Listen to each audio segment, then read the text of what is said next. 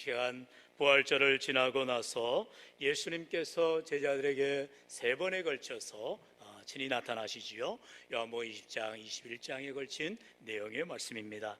오늘은 그 가운데 세 번째 나타나셔서 제자 특별히 베드로에게 주시는 말씀을 통해서 너희가 더 나를 더 사랑하느냐 말씀하시며 우리에게도 동일하게 부활하신 주님이 나를 더 사랑하느냐 물으시며 우리에게 믿음을 확인하기를 원하시는 귀한 메시지입니다.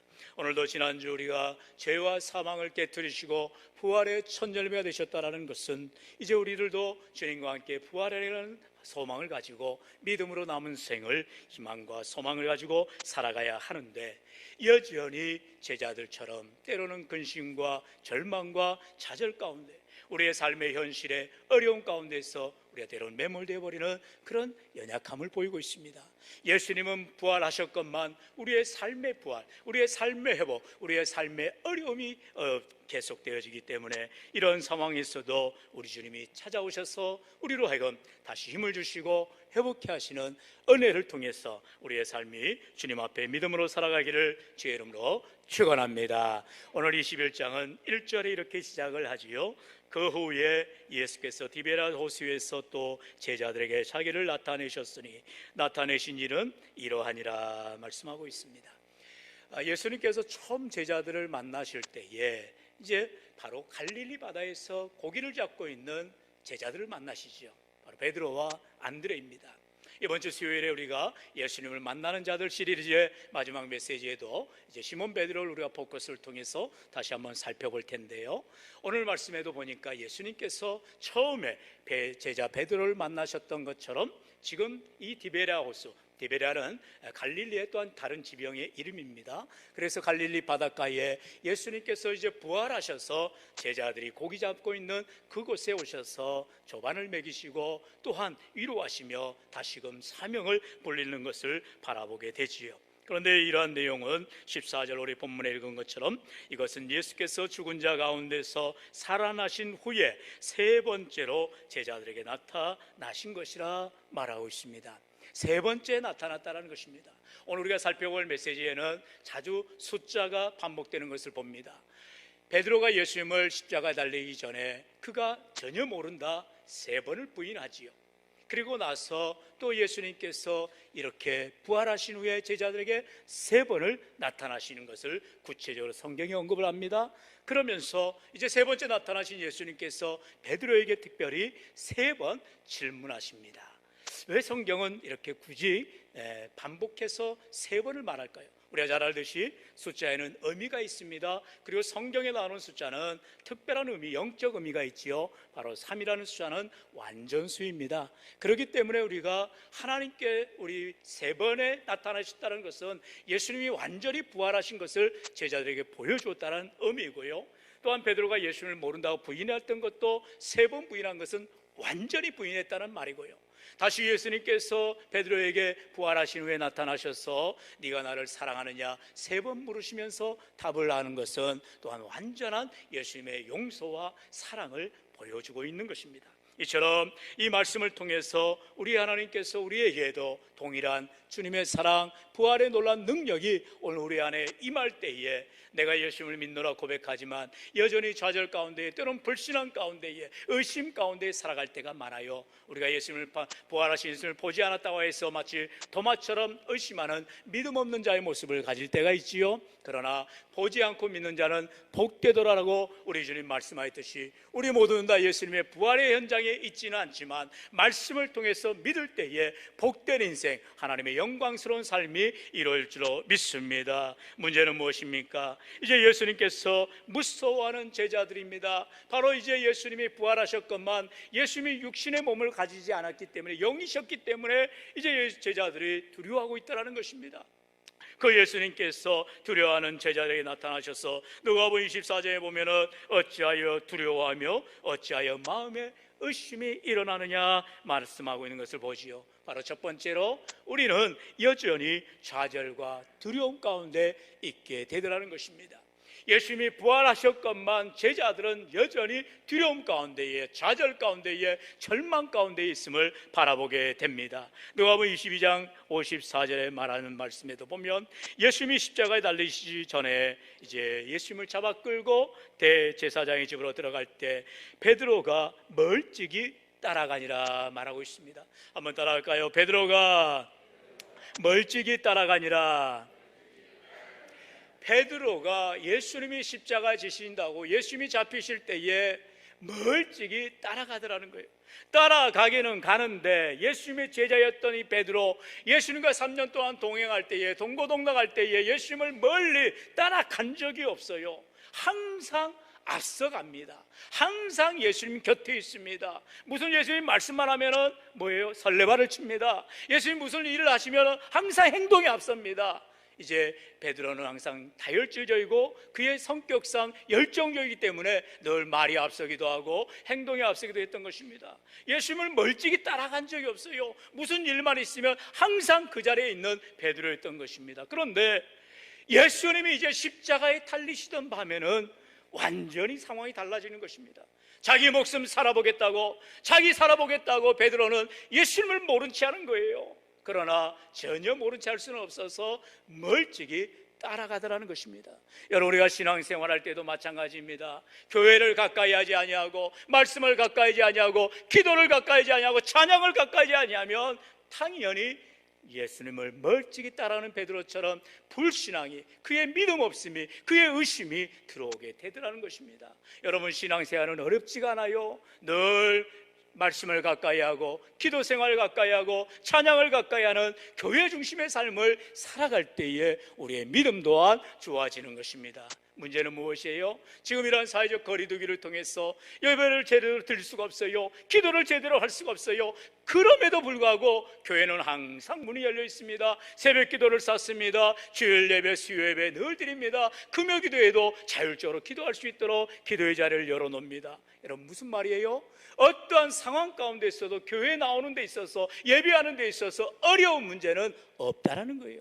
문제는 나에게 있더라는 것입니다. 베드로가 자기 목숨 살기 위해서 예수님을 멀찍이 따랐던 것처럼 요즘 우리의 삶 가운데에서도 너무나 해이해지고 너무나 패해지는 그러한 신앙의 연약함을 우리가 바라보게 되더라는 것입니다. 문제는 이처럼 주님으로부터 멀어지기 시작할 때에 문제들이 생겨나기 시작하는 것입니다. 기도가 멀어지고 예배가 멀어지고 찬양이 멀어지면 내 삶에 문제가 생겨나게 되는 것입니다. 그렇기 때문에 절대로 주님을 멀리하는, 말씀을 멀리하는, 기도를 멀리하는, 찬양을 멀리하는, 예배를 멀리하는 자들이 되지 마시기를 바랍니다. 주님을 가까이 하라는 것이에요. 우리 말씀에도 나왔지요. 시편 73편 28절에 그와 같은 귀한 말씀을 주십니다. 하나님께 가까이함이 내게 복이라. 내가 주 여호와를 나의 피난처로 삼아 주의 모든 행적을 전파하리이다. 할렐루야. 한번 따라합니다. 하나님께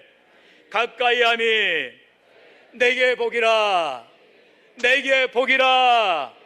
할렐루야. 여러분, 하나님을 가까이 하는 삶이 복된 삶이라는 거예요. 말씀을 가까이 하는 삶이 복된 삶이라는 거예요. 기도를 가까이 하는 삶이 복된 삶이라는 거예요. 주님을 가까이 하는 삶이 복된 삶이에요. 때로는 주님이 십자가에 지시고 예수님이 고난을 당하실지라도 예수님 가까이 할 때에 우리가 고난주일 묵상하면서 특세를 통해서, 특별 새벽기를 통해서 말씀을 읽는 가운데 십자가 고난의 주제의 말씀을 통해서 있는 중에 십자가 고난의 의미, 참여에 대해서 말씀을 나눌 때 구레네 사람 시몬이 어떻게 했어요? 그는 이제 멀찍이 예수님 십자가 지신 것을 보았어요. 지나가는 사람이었어요. 그런데 그가 로마 군사가 그를 불러다가 예수님의 십자가를 억지로 지게 가게 했다라는 것입니다. 그런데 이 구레네 사람 시몬이 자기와 상관없은 예수님의 십자가를 지고 갔지만 그에게 놀라운 자녀의 복이, 그의 가문에 하나님의 축복이 임하는 것을 우리는 사도행전의 말씀을 통해서 보게 되지요. 알렉산더와 루포라는 그의 아들들이 이제 초대교회 전승에 의하면 초대교회 교부로, 지도자들로 귀하게 쓰여지더라는 것입니다.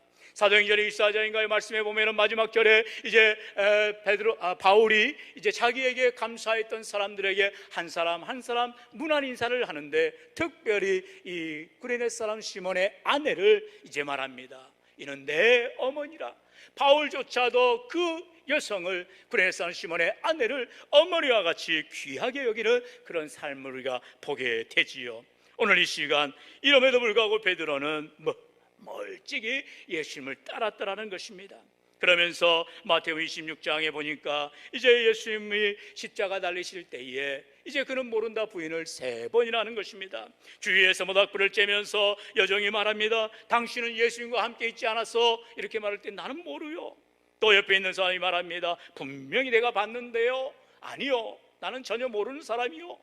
이렇게 철면피와 같이 베드로가 예수님을 전혀 모른다라고 계속 부인하더라는 것입니다.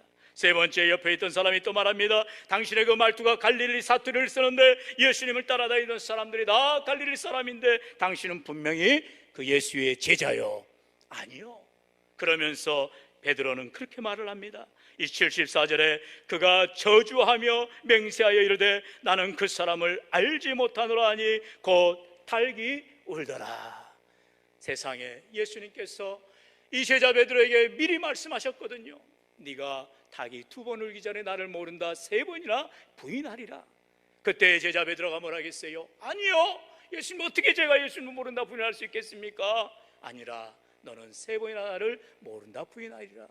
그렇게 3번이나 모른다고 부인하였던 베드로, 닭의 울음소리를 들으면서 그는 어떻게 합니까? 75절에 이에 베드로가 예수의 말씀에 닭 울기 전에 내가 3번 나를 부인하리라 하심이 생각나서 밖에 나가서 심히 통곡하니라.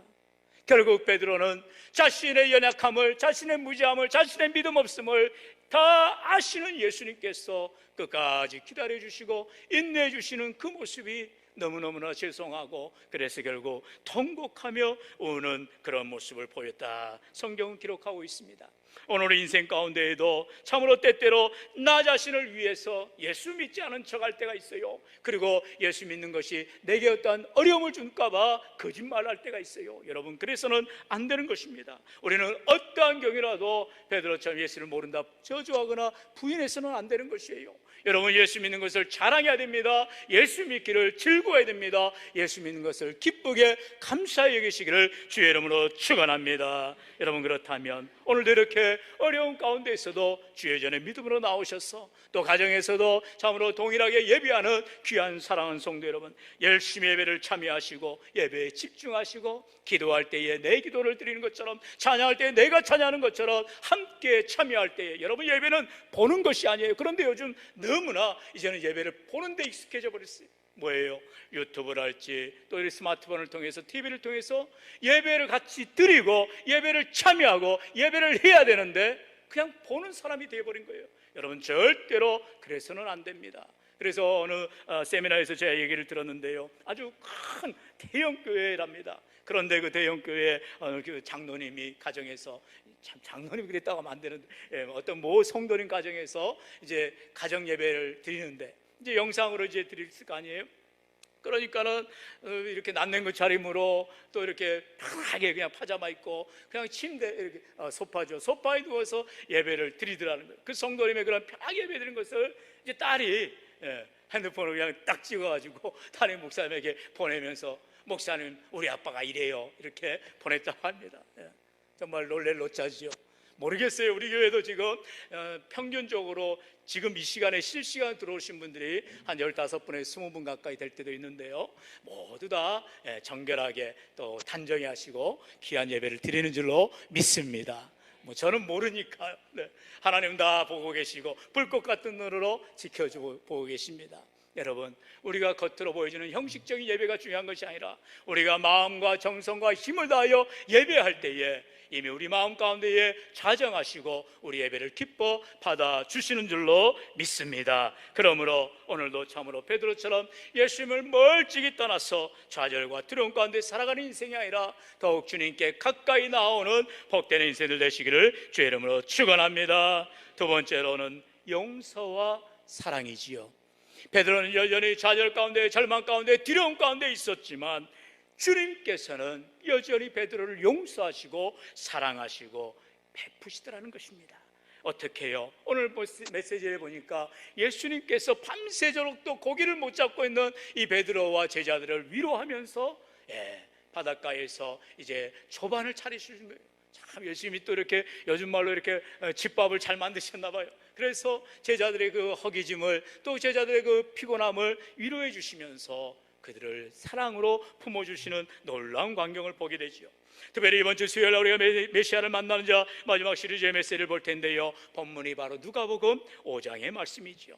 4절로 6절의 말씀에 보면, 말씀을 마치시고 시몬에게 이르시되 깊은 데로 가서 그물을 내려 고기를 잡으라. 시몬이 대답하여 이르되 선생님, 우리들이 밤이 새도록 수고하였으되 잡은 것이 없지만은 말씀에 의지하여 내가 그물을 내리리이다 하고, 그렇게 하니 고기를 잡은 것이 심히 많아 그물이 찢어지는지라. 여러분, 예수님을 처음 만난 베드로, 그도 밤새도록 고기를 잡다가 허탕을 친 것입니다.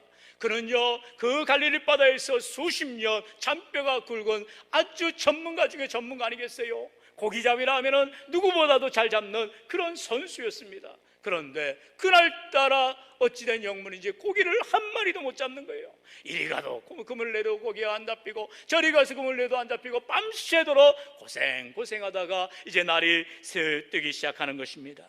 그런데 그 타임에 예수님께서 베드로에게 가까이 오셔서 깊은 데로 가서 그물을 내리라라는 거예요. 여러분, 예수님이 말씀할 때에 우리는 토달면 안 돼요. 우리는 예수님께 따져도 안 되는 것입니다. 무슨 말일까요? 베드로가 예수님을 바라보니까, 아니, 저 사람이 고기를 잡아보기는 했나? 이런 말할 이유가 없지요. 예수님 앞에 베드로가 그렇게 말하지요. 밤이 새도록 수고하였으되 잡은 것이 없지만은, 5절에 보니까 말씀에 의지하여 내가 그물을 내리리이다. 할렐루야. 주의 말씀에 의지하여 내가 그물을 내리리이다. 여러분, 신앙생활은 다른 것이 아니에요. 주님의 말씀에 믿음으로 순종하는 것이 바로 신앙생활인 것입니다. 내 형편 따지고 내 환경 따지고 여건 따져가면서 내가 이랬다 저랬다 하는 인생이 아니에요. 어떤 상황 가운데 있어도 변함없이 주님을 따라가는 인생, 그 인생이 바로 믿음의 삶을 살아가게 되는 것입니다. 그런데 여러분, 세상은 어떻습니까? 세상은 돈 많은 사람, 힘 있는 사람, 능력 있는 사람 앞에 줄대기 바빠요. 그러나 그것은 잠시 잠깐일 뿐입니다. 우리 하나님, 우리 주님께서는요, 우리를 위하여서 생명까지 내어주시기까지 우리를 지극히 사랑하신, 참으로 좋으신, 밤도내에 귀한 할렐루야 찬양의 찬양처럼 우리의 친구 되신 주님, 여러분, 세상 친구와는 비교할 수 없는 참된 친구죠. 이 세상에 어느 친구가 나를 위해서 죽어줄 수가 있을까요? 여러분, 물론 그런 사람이 있다면 정말 대단한 거죠. 그러나 그는 대신 죽은 것밖에 안 돼요. 예수님은 나를 위하여 죽으셨을 뿐만 아니라 나의 모든 죄를 사하시기 위하여 부활하시고 우리에게 생명의 길로 인도하여 주시는 참된 주님이신 줄로 믿습니다. 그렇기 때문에 우리가 주님을 의지하며 주의 말씀대로 순종하며 나아가는 것이지요. 오늘 본문 15절에서는 말씀합니다. 우리 15절 말씀 같이 한번 읽겠습니다. 시작. 15절요. 시작. 그들이 조반 먹은 후에 예수께서 시몬 베드로에게 이르시되 요한의 아들 시몬아, 네가 이 사람들보다 나를 더 사랑하느냐 하시니 이르되 주님,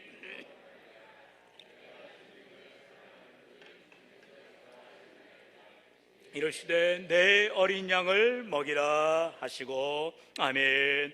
예수님께서는요, 처음으로 우리를 사랑하시고 우리에게 힘주시고 우리에게 용서해 주실 뿐만 아니라 우리에게 능력을 더하여 주시는 것입니다. 여러분, 생각해 보세요. 예수님이 이제 부활하셨습니다. 그리고 제자 베드로가 저렇게 밤새도록 또 고기를 잡는데 한 마리도 못 잡고 또 실망하며 절망하며 좌절 가운데 있을 때 예수님이 어깨를 톡 치면서 그럴 수 있지 않겠어요? 야 베드로, 너 정말 그럴 수 있어? 인간이 어떻게 그렇게 살았어? 이렇게 따져야 되지 않겠어요? 그러나 그러시지 않으셔요. 우리 예수님은 과거를 다 잊어버려 주신다는 것입니다. 연약한 베드로, 얼굴조차 들지 못하는 베드로, 예수님을 나는 모른다고 3번이나 부인할 때에 예수님이 십자가 지시는 그 광경, 눈물을 흘리며 통곡하며 따라갔던 베드로, 멀찍이 따라갔던 베드로, 그러나 여전히 예수님은 사랑의 음성으로 네가 나보다, 다른 사람보다 나를 더 사랑하느냐라고 예수님이 물으시더라는 거예요. 내가 널 사랑해서 십자가에 죽었는데 너는 나를 사랑하느냐라고 물으시는 거예요. 대답은 뭐 할 게 없지요. 베드로가 무슨 말을 할 수 있겠어요? 그래서 내가 주님을 사랑하는 줄을 주님께서 아시나이다. 할 말이 없어서 베드로는 주님 아시잖아요. 주님 다 아시잖아요. 대답하는 거지요. 그러면서 예수님 계속해서 3번이나 네가 나를 사랑하느냐 물으시는 말씀.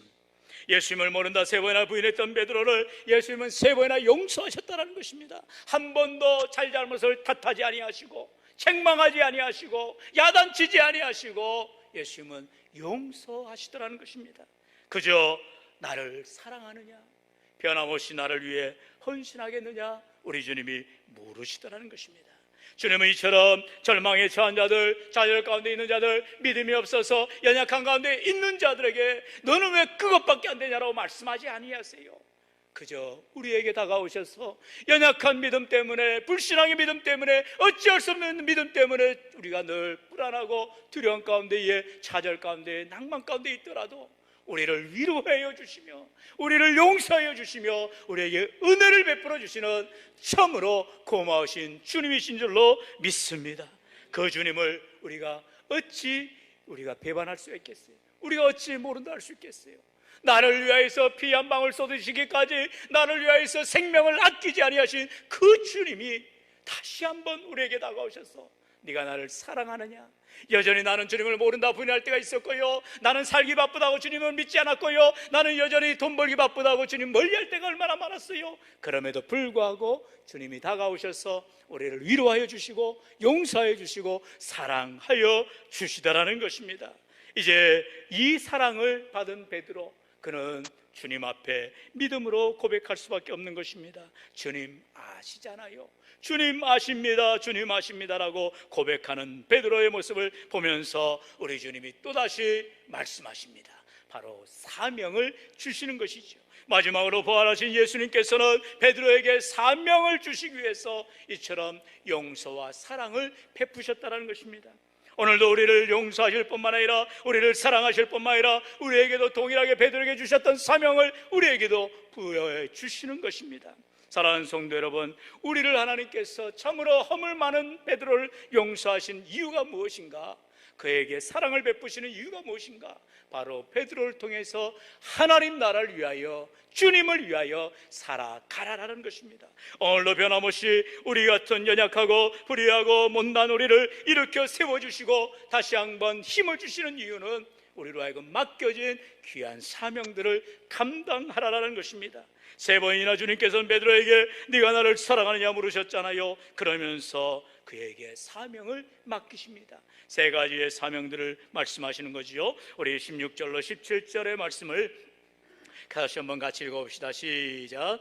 또 2번째 이르시되 요한의 아들 시몬아 네가 나를 사랑하느냐 하시니 이르되 주님 그러하나이다. 내가 주님을 사랑하는 줄 주님께서 아시나이다.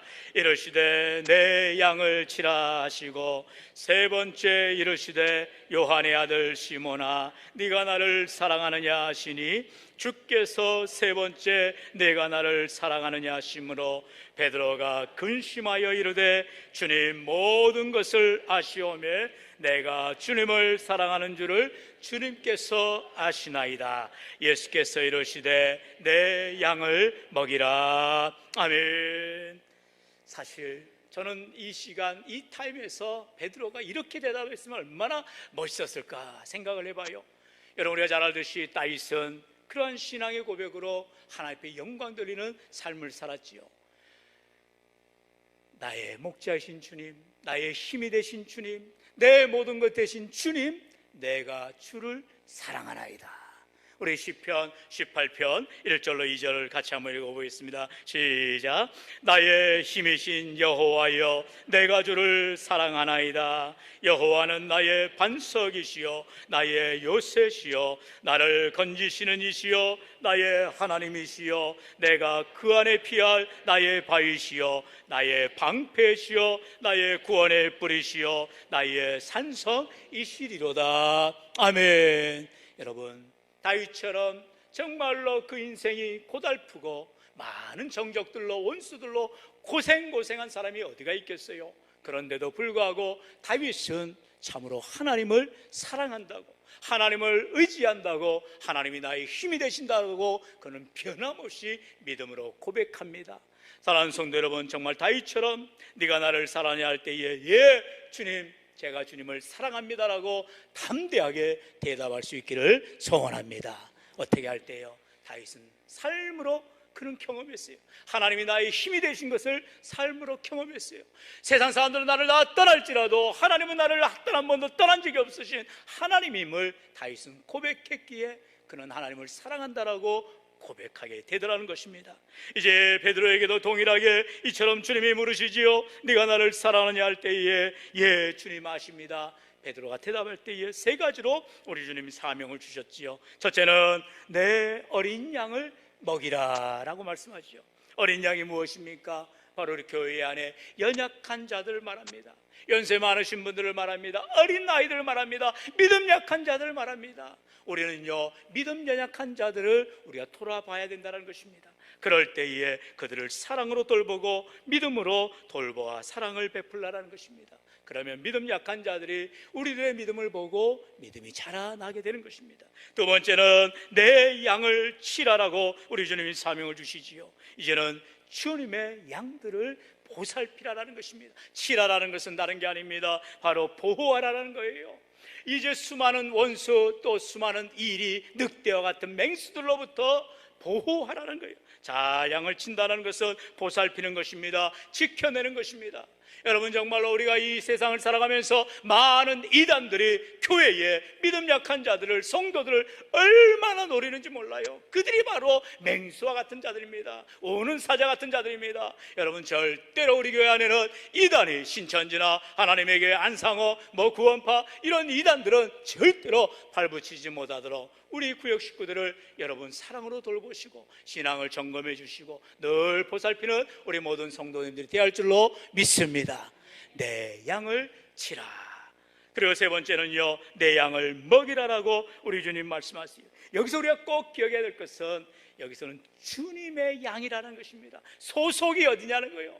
여러분, 저도 우리 귀한 성산제일교회를 섬깁니다. 제게는 직분이 담임 목사입니다. 담임 목사일 뿐인 것이지 제 교회가 아닌 거죠. 어떻게 제 목회입니까? 하나님의 교회고 하나님의 목회를 하는 것입니다. 저는요 그저 섬기는 것밖에 없어요. 왜요? 주님이 맡겨준 시간에, 주님이 맡겨준 양들을, 주님이 맡겨준 환경에서 최선을 다하여 섬길 때 때로는 부족하지요. 어찌 우리가 감당할 수가 있겠어요? 그러나 주님의 양들을 선하게 사명 감당하고자 할 때 하나님께서 성은혜를 베푸시고 함께하여 주시는 줄로 믿습니다. 이처럼 주님의 양들을 먹이라라고 말씀하는 거예요. 여러분, 어린아이들도 우리 믿음의 자녀들이 자라날 때 제때 영양식을 잘 먹어야, 그리고 막 먹기 시작할 때 잘 먹어야 돼요. 고기 막 먹어야 되고요. 그래야 쑥쑥 크고 키도 자라고 지혜도 자라는 것 아니겠어요? 신앙생활도 마찬가지라는 것입니다. 믿음은 자라나야 되는 것입니다. 어린아이의 믿음에서 이제는 장성한 분량에 이르기까지 우리가 신앙이 자라나야 되는 것입니다. 기도를 해도 기도의 분량이 자라나고요, 말씀을 읽어도 말씀에 이해되는 분량이 자라나고요, 여러분, 우리가 찬양을 해도 전에는 즐거울 때만 찬양을 했다면 이제는 눈물 나도 찬양할 수 있는, 정말로 세상 노랫가락이 가까이 있는 것이 아니라 하나님의 말씀에, 하나님의 은혜의 찬양 안에 거하는, 오늘도 우리 귀한 할렐루야 찬양인데 정말로 준비하여 드리는 찬양이 얼마나 좋아요. 우리 전에는 영상으로 이렇게 찬양할 때는 물론 예전의 찬양이어서 또 은혜되지만 이렇게 라이브로 함께 찬양할 때 우리가 다 함께 찬양대가 모여주는 그날까지 소망하며 나아갈 수 있기를 축원합니다.